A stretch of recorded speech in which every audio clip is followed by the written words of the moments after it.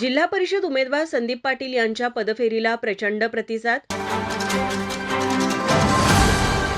जिल्हा परिषदेच्या निवडणुकीच्या प्रचाराला जोर आला असून गावोगावी प्रचारांचा धूमधडाका सुरू आहे.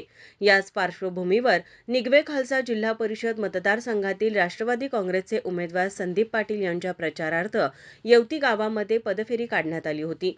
ही पदफेरी खालची गल्ली येथून सुरू झाली व अंबाबाई मंदिर, वरची गल्ली, राजे चौक, मधली गल्ली अशा विविध परिसरात काढण्यात आली.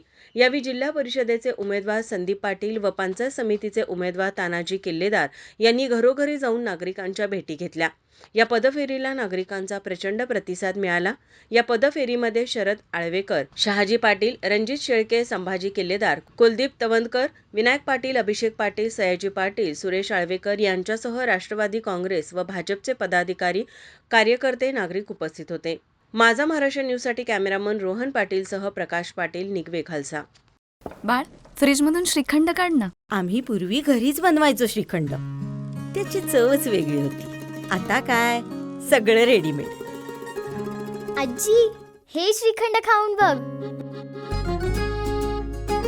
आज तुझ्या आईनं घरीच बनवलं की काय?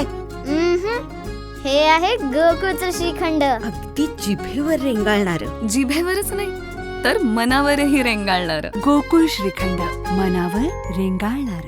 ताज्या घडामोडी पाहण्यासाठी माझा महाराष्ट्र न्यूजला आजच सबस्क्राईब करा.